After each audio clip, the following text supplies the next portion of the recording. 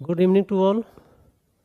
New Manthan classes की ओर से बीपीएससी टीआरई 4.0 के लिए जो आपको पढ़ना है राष्ट्रीय आंदोलन, उससे संबंधित सारे वीडियो बनाए जाएंगे। उससे संबंधित उस चैप्टर से संबंधित जो भी क्वेश्चन है उसका सोल्व भी कराया जाएगा। सबसे पहले कोई भी चीज़ पढ़ते आप हैं तो उसका सिलेबस की जानकारी होनी चाहिए। तो राष्ट्रीय आंदोलन पढ़ना है तो आज हम आपको बात करेंगे कि टीआरई 4.0 में या पहले बीपीएससी 1, 2, 3 उसमें जहाँ से क्वेश्चन आया है राष्ट्रीय आंदोलन में क्या क्या पढ़ना है, कौन सा चैप्टर पढ़ना है, उसके संबंध में बात करेंगे। पहले ही बोल चुके हैं कि चैप्टर की जानकारी होनी चाहिए, सिलेबस की जानकारी होनी चाहिए, तभी आप सही से पढ़ सकते हैं।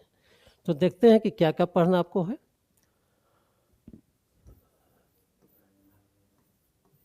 अर्थात टीआरई 4.0 के लिए जो नेशनल मूवमेंट पढ़ना है, नेशनल मूवमेंट या राष्ट्रीय आंदोलन,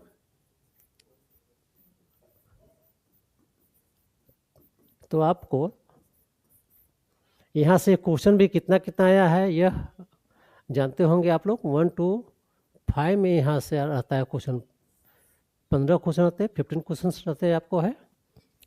6 to 8 में आपका 8 क्वेश्चन, 9, 10th में आपका 8 क्वेश्चन और 11, 12 में भी आपका 8 क्वेश्चन रहता है जीएस में, आपका जीएस वाला पोर्शन में आपको। तो यह मेजर पोर्शन है क्योंकि आप जानते हैं ये तीनों में 6 to 8, 9, 10th, 11, 12 में कुल 40 क्वेश्चंस होते हैं, 40 क्वेश्चंस होते हैं। उसमें से 8 क्वेश्चन आपको सिर्फ राष्ट्रीय आंदोलन से रहता है। तो राष्ट्रीय आंदोलन से 8 क्वेश्चन रहता है और 1 to 5 में 15 क्वेश्चन आपको है। तो यह सिलेबस के बारे में चर्चा करेंगे, उसके बाद फिर आगे देखेंगे, प्रत्येक टॉपिक पर बात करेंगे। तो देखते हैं हम लोग है इसमें पढ़ना क्या क्या आपका है राष्ट्रीय आंदोलन में। नेशनल मूवमेंट में क्या पढ़ना आपको है।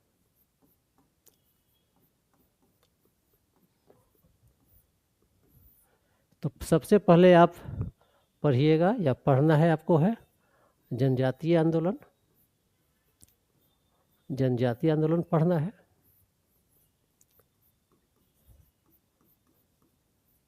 ट्राइबल मूवमेंट पढ़ना है। दूसरा आपका है 1857 का विद्रोह,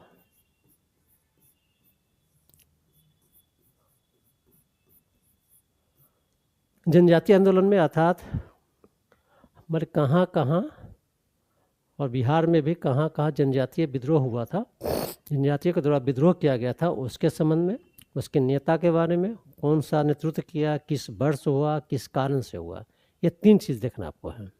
क्षेत्र, नेता, वर्ष और कारण, ये 4 चीज़ इसमें आपको पढ़ना है।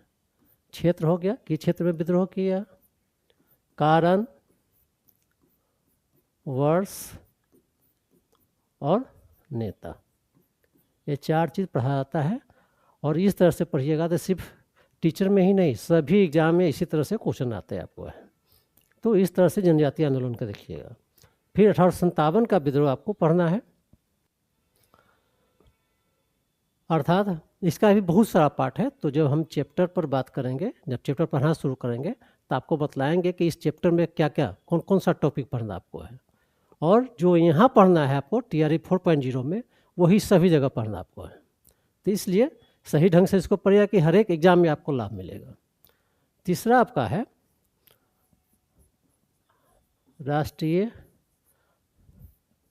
राष्ट्रवाद का उदय। राष्ट्रवाद का उदय पढ़ना है, अर्थात किन कारणों से राष्ट्रवाद का उदय होता है। और ये जो चैप्टर है ये सब जो पढ़ लेते हैं, यदि किसी आदमी को, यदि आप टीचर बन भी गए या कोई और एग्जाम देना है या बीपीएससी मेंस लिख रहे हैं, तो वहाँ भी आपको ये सब इस चैप्टर से आपको लाभ मिलेगा। चौथा में आपको देखना है कांग्रेस, अर्थात कांग्रेस की स्थापना। तो कांग्रेस की स्थापना में जो हम देखेंगे दो तरह से देखेंगे। एक कांग्रेस पूर्व संगठन, यहाँ से भी क्वेश्चन पूछता है, अर्थात कांग्रेस की स्थापना से पहले किन किन क्षेत्रों में क्षेत्रीय संगठन की स्थापना हुई थी। दूसरा देखना है फिर कांग्रेस की स्थापना।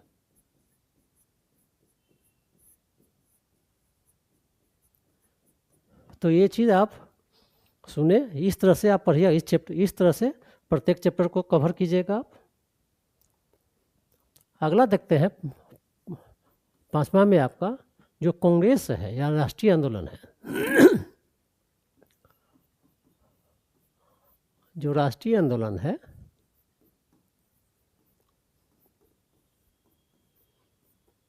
उसको आप,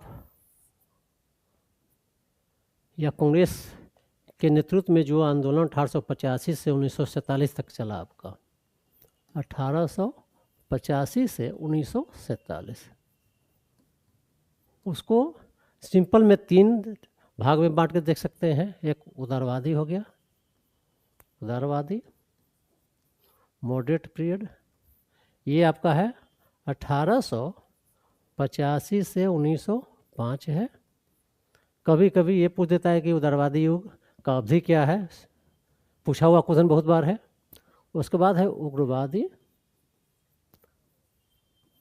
उग्रवादी को भी हम लोग मतलब इसके अवधि को देखेंगे तो 1906 से 1919 है। उग्रवादी चरण को भी 2 भाग में बांट के देखेंगे, एक उग्रवादी एक्सट्रीमिस्ट और एक क्रांतिकारी। आपका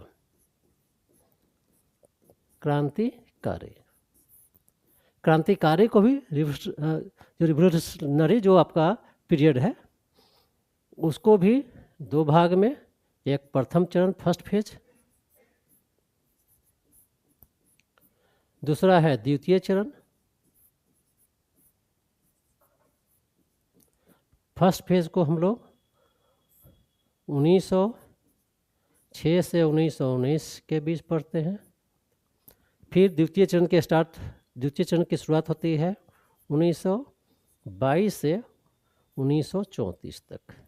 तो इस तरह से क्रांतिकारी जो आंदोलन होता है, क्रांतिकारी विचारधारा के जो युवा थे, उस क्रांतिकारी युवाओं के द्वारा जो आंदोलन हुआ उसको प्रथम चरण द्वितीय चरण में बांट के देखते हैं। अब तीसरा चरण आता है गांधी युग। गांधी युग की शुरुआत 1919 से 1947 तक। अब आप देखिए सिर्फ नाम क्या है, उदारवादी, अर्थात उस काल के जो नेता होंगे वो अंग्रेजों के प्रति उदार थे, उदार नीति अपना, इसलिए उदारवादी कहा जाता है उस काल को। उग्रवादी काल इसलिए कहा जाता है कि अंग्रेजों के प्रति वह उग्र हो गए थे, अब कठोर नीति का समर्थन करने लगे थे, इसलिए उग्रवादी कहा जाता है। और यह इस काल को गांधी युग क्यों कहता है कि इस काल में जो भी आंदोलन हुआ था महात्मा गांधी ने नेतृत्व किया था, गांधी जी के अगुवाई में ही यह सभी आंदोलन हुआ था, इसलिए इसको गांधी युग कहा जाता है। अब इसको हम लोग तोड़ के फिर देख सकते हैं आगे। अब जैसे उदारवादी में देखते हैं, मॉडरेट एरा में देखते हैं, तो इसमें देखेंगे उदारवादी के बारे में पढ़ेंगे। और इसी काल में आपका बंगाल का विभाजन हुआ है 1905 में हुआ था।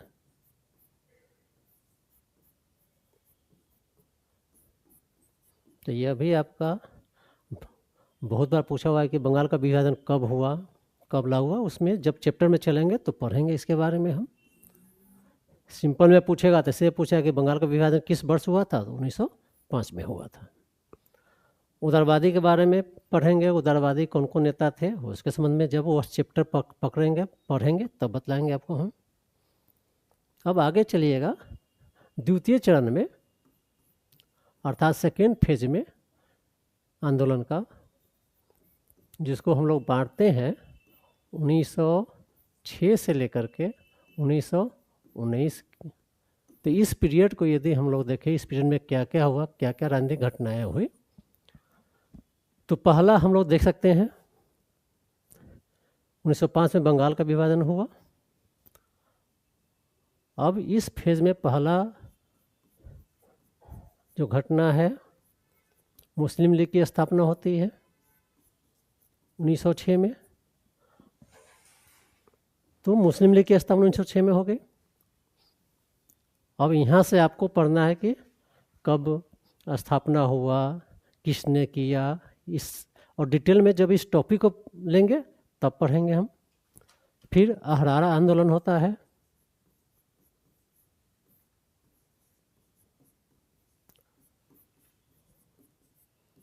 1906 में। सब ईस्वी याद करके रखेंगे आप लोग। फिर सूरत अधिवेशन होता है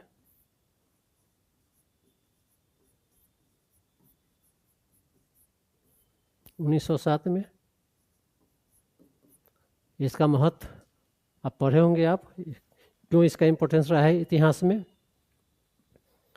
कि इसी अधिवेशन में प्रथम बार कांग्रेस में विभाजन हुआ था और ग्राम दल को बाहर कर दिया गया था। अब आते हैं आप हम लोग 1909 में मॉर्ले मिंटो रिफॉर्म होता है। इसके बारे में पढ़ेंगे। यहाँ से क्वेश्चन बहुत बार पूछा आता है। फिर राजद्रोह सभा अधिनियम, राजद्रोह सभा अधिनियम 1911 में बनाई जाती है। फिर आपका दिल्ली दरबार का आयोजन होता है।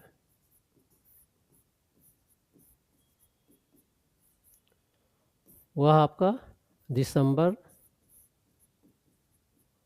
1911 में होता है। और एक चीज़ और है, टीचर के यदि आप और अन्य एग्जाम का भी आप तैयारी कर रहे हैं तो अब जो पूछ रहा है वो डेट के साथ पूछ रहा है, तो डेट पर ध्यान दीजिएगा।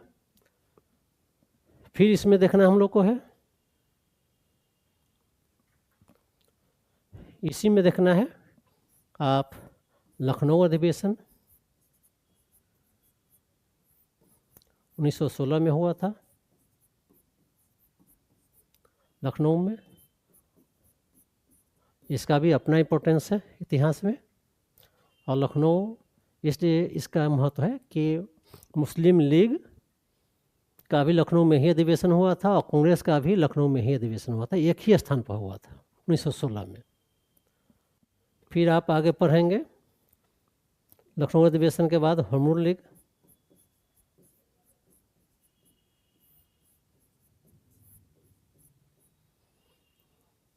उन्नीस सौ 16 में यह गठन की जाती है, आंदोलन भी चलाया जाता है, इसको जानिएगा। फिर आगे इस सिलेबस में पढ़ना आपको है।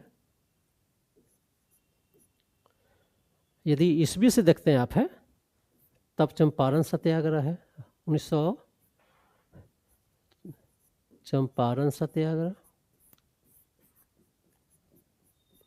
1917 में होता है। लेकिन यदि ईस्वी के साथ क्रम से यदि कभी कभी पूछ देता है, क्रम पूछ देता है किसी आंदोलन का, तो वहाँ पर यह काम करेगा आपका। फिर खेरा है 1918 में ही है। फिर आपका अहमदाबाद मिल आंदोलन है। ये इन तीनों आंदोलन का नेतृत्व गांधी जी के द्वारा किया जाता है, 1918 में ही है। आगे पढ़िएगा आप।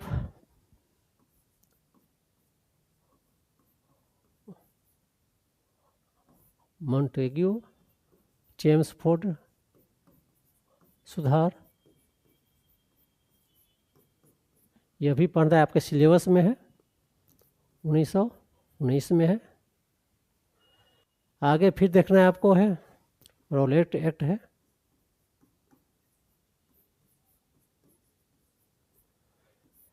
ए आपका है मार्च 1919 में। डेट के साथ पूछ देगा आपको। जलियांवाला बाग हत्याकांड, जलियांवाला बाग हत्याकांड 13 अप्रैल 1919 को होता है। यह बहुत बार ईस्वी के साथ पूछता है, बहुत बार पूछा गया क्वेश्चन है, हर एक एग्जाम में पूछा गया है। मतलब क्रम से आपको देखना है। फिर आगे चल करके इसी से रिलेटेड आपका है हंटर कमेटी है। इसकी जांच के लिए जलियांवाला बाग हत्याकांड की जांच के लिए हंटर कमेटी का गठन होता है 1919 में। फिर कांग्रेस के नेतृत्व में यह अंग्रेज के द्वारा गठित की जाती है हंटर कमेटी। और तहकीकात कमेटी है, तहकीकात कमेटी। तहकीकात कमेटी का गठन कांग्रेस के द्वारा होता है और 1919 में होता है। फिर आगे आप देखेंगे, पढ़ेंगे खिलाफत आंदोलन। खिलाफत आंदोलन आपको पढ़ना है। 1919 में शुरू होती है, 1922 तक यह चलता है। ये सब ईस्वी आपको और क्रम देखना है। मतलब जिस तरह से क्रमिक रूप से पूछे, ईस्वी पूछे, जैसे पूछे, आप सिर्फ इस चैप्टर को भी ढंग से देख रहे हैं, देख लीजिएगा तो बहुत सारे एग्जाम में आपको इसका लाभ मिलेगा। फिर अब आते हैं गांधी युग पर। अब गांधी युग में आइए तो इसको दो पार्ट करके आप देखिए। एक गांधी जी के संबंध में,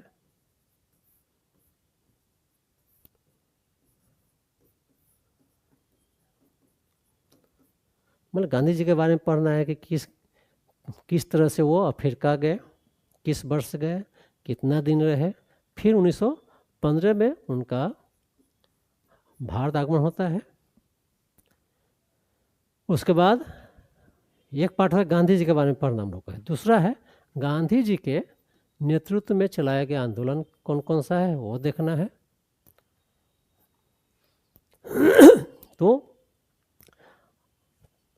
तो चंपारण है, खेरा है और अहमदाबाद से।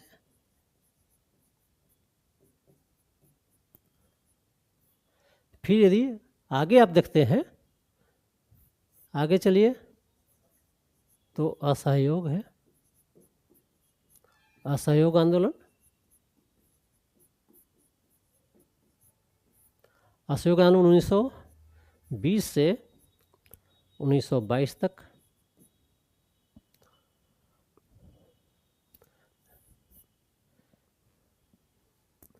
फिर आप आगे देखेंगे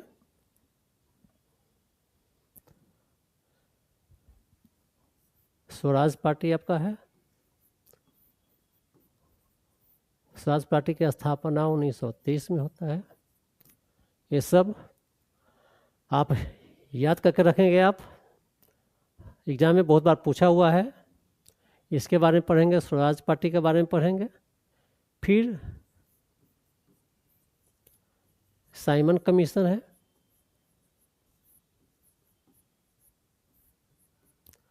साइमन कमीशन का गठन 1927 में होता है और भारत में आगमन होता है 1928 और 1929 में। फिर इसी में फिर आगे देखते हैं नेहरू रिपोर्ट।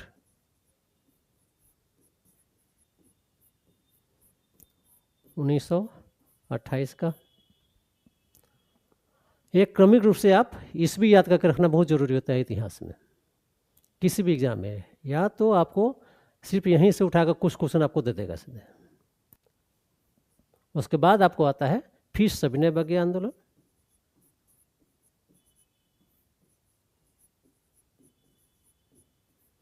सविनय बघेल आंदोलन में आपको इसका 2 चरण है। 1930 से 32, 1932 से 34, 2 चरणों में हम लोग देखेंगे, बांट करके देखेंगे। फिर अब आगे देखते हैं 1935 का भारत शासन अधिनियम। भारत शासन अधिनियम। फिर इसी 1935 के एक्ट के तहत 1937 में प्रांतीय चुनाव होता है, उसके बारे में भी पढ़ना है।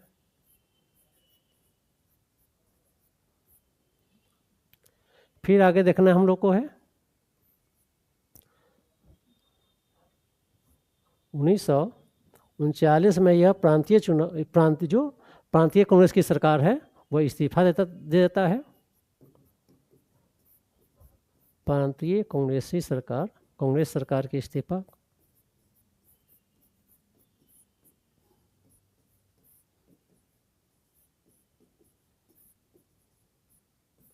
अब इसके बारे में डिटेल पढ़ेंगे हम लोग, प्रत्येक चैप्टर में देखेंगे। फिर आपका है 1940 में अगस्त प्रस्ताव आपका है, इसको लिस्को प्रस्ताव भी कहा जाता है। फिर 1940 में ही व्यक्तिगत सत्याग्रह होता है, व्यक्तिगत सत्याग्रह। फिर इसी 1940 में मुस्लिम लीग का लाहौर अधिवेशन भी होता है, इम्पोर्टेंट है इसमें। इसी में पाकिस्तान का प्रथम बार मांग किया गया था।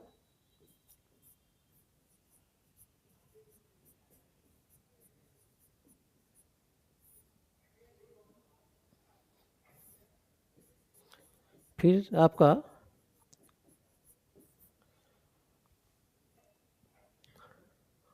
1942 में क्रिप्स मिशन आता है।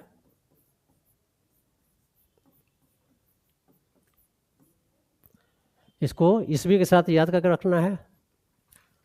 फिर आगे देखिएगा आप 1942 में ही भारत छोड़ो आंदोलन होता है।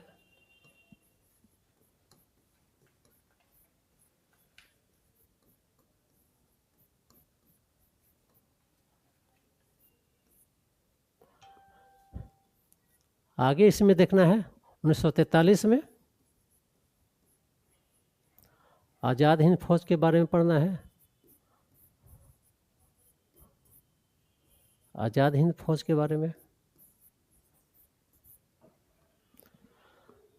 ये ईस्वी वाइज आपका है, ये सब क्रमिक रूप से देखना है। 1944 में CR फार्मूला आता है, CR फार्मूला।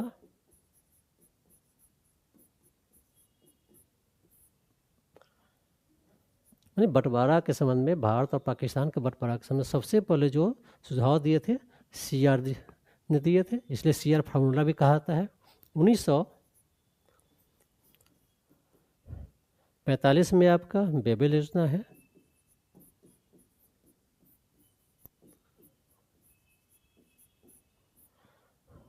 जो इस बेबेल योजना के तहत ही शिमला सम्मेलन होता है जो सफल हो जाता है। 1946 में आपका है कैबिनेट मिशन है।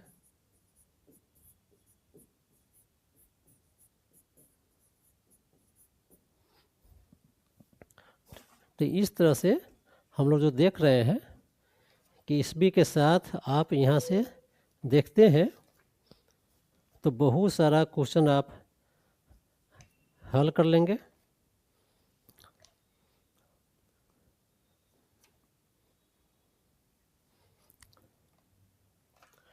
फिर इसी तरह से 1945 में आपका है, मतलब बहुत सारी घटनाएं घटती है, उसको भी हम बीच में देखेंगे। इसी में आपका होता है 1946 में ही प्रांतीय चुनाव, दूसरा प्रांतीय चुनाव होता है।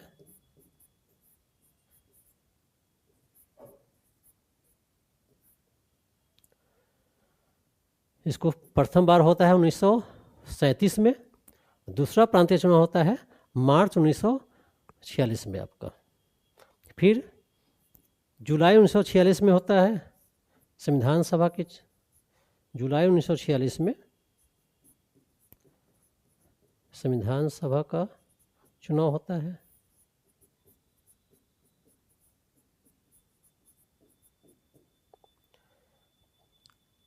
फिर 1946 में नौसेना विद्रोह होता है।